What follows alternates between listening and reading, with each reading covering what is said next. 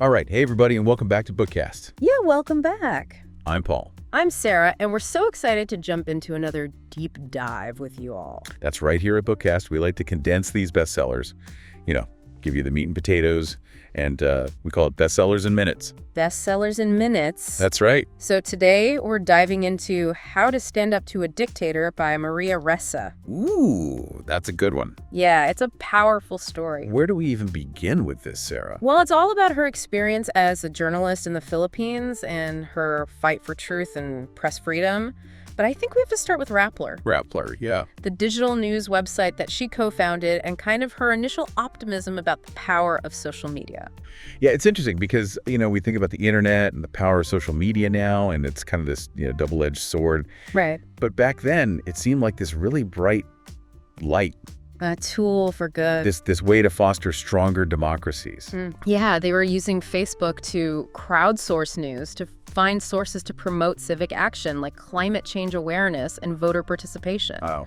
Like they were really ahead of the curve. They really were, and it's wild to think that within 5 years, they went from being lauded to being targeted. Targeted by the government. That's a wild swing. It is, and it really highlights the shift that happened around 2016 when Rappler started reporting on two really sensitive fronts. Lay it on me. Okay, so the first was President Duterte's war on drugs and the horrifying human rights abuses that came with it. Right. The systematic killings, the targeting of the poor, the alleged involvement of the police. Yeah, that was heavy stuff. It was. And the second front was their scrutiny of technology companies and specifically Mark Zuckerberg's Facebook. Oh. Yeah, they were investigating how these platforms were enabling disinformation and manipulation. So it wasn't just about the government anymore. It was about the power of these tech giants. Exactly. That's really fascinating. And speaking of power, the Philippines has this crazy relationship with social media. It's insane. By 2021, Filipinos had been ranked the top global citizens spending the most time online and on social media for 6 years in a row. Wow, 6 years. Yeah, and they were big on YouTube, too. I mean, they had the largest video uploads in 2013. And by 2017, 97% of the country was on Facebook. Imagine that. I know. And Ressa actually talks about sharing this statistic with Mark Zuckerberg himself, and she said his reaction was really telling. What do you mean? He was very quiet. She said it was like he knew the power he held, but wasn't quite sure what to do with it. I mean, that's kind of a chilling thought. It is, and this insane amount of engagement created what Ressa calls a perfect storm for the weaponization of social media. Uh-oh. Yeah, and she uses the 2022 election of Ferdinand Marcos Jr. as a prime example. So how did that play out? Well, she argues that this massive disinformation campaign that ran from 2014 to 2022 completely transformed Marcos Jr.'s image. Like a PR makeover? Exactly. She said they turned him from a pariah into a hero. That's wild. I know, and it wasn't just happening organically. The book talks about these well-funded networks of influencers and fake accounts pushing specific narratives. So like a whole coordinated effort. Yeah, and some of these networks weren't even based in the Philippines. Ressa mentions one originating from China that Facebook eventually took down. This is international. It is, and it really gets to Ressa's point that the 2022 election wasn't just about choosing a leader, it was about controlling the narrative of the past. That's deep. It is. She believes that the integrity of facts is essential for the integrity of elections. So in a way, Marcos Jr.'s victory also represents a loss of truth. Yeah, it's a really powerful statement. It is, and to understand Ressa's fight, it's important to look at her background. Absolutely. So she actually had a pretty turbulent childhood. Her mom moved to the U.S. when she was only 5. Oh, wow. And then she was raised by her paternal grandmother, Rosario Sunico, who instilled in her these really strong values of hard work and delayed gratification. That's great.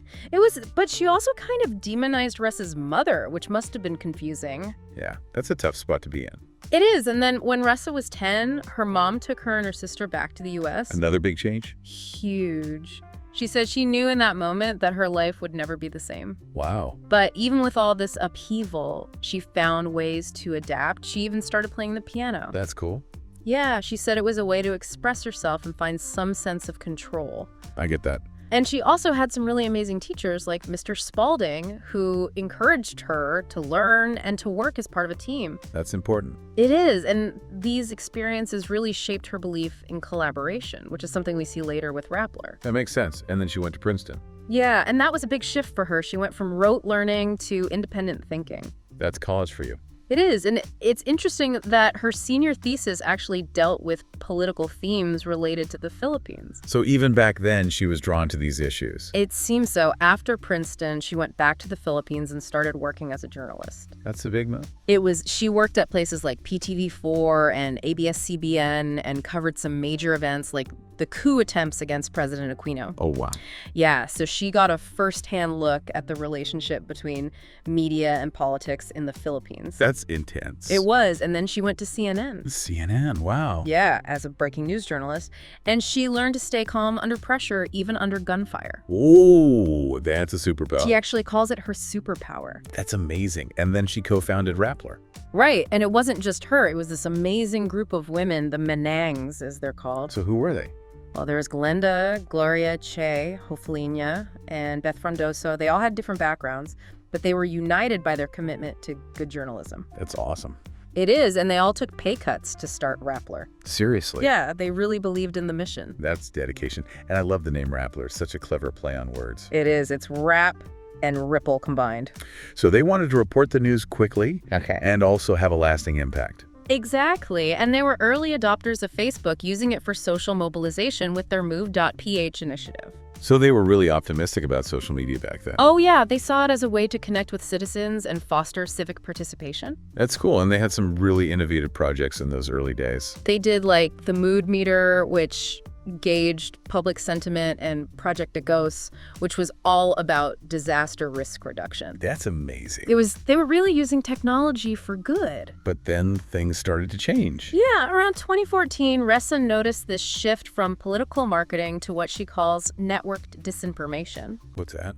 Well, it's basically when politicians outsource their social media to PR firms and advertising agencies who create these networks of influencers and fake accounts. So it's like astroturfing, but online.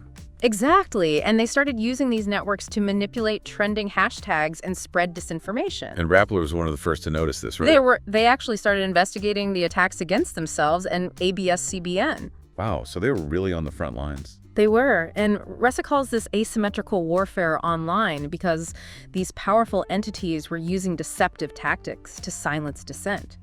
And how did Facebook respond to all of this? Well, they were pretty slow to react, probably because they didn't want to alienate political groups. That's understandable, but also kind of frustrating. It is, and it's similar to how Donald Trump used social media during his campaigns. Wow, that's an interesting parallel. It is, and then of course Duterte was elected in 2016, and Rappler's reporting on his drug war really put them in the crosshairs. Oh yeah, things got really bad then. They did. The government started attacking their credibility and using figures like Mocha Yusin to spread disinformation. That's awful. It was, and they also used lies and intimidation tactics against political opponents like Senator Leila de Lima. So it was a full-on assault on truth. It was, and Ressa was constantly trying to get Facebook to take responsibility for what was happening on their It platform. must have been exhausting. It was, but she never gave up, and neither did the Rappler team. They showed incredible resilience. They did. The Menangs really stuck together, and they also formed coalitions with other groups like Hold the Line and Facts First PH. That's amazing. And Rappler even shifted their strategy, prioritizing search engines over social media.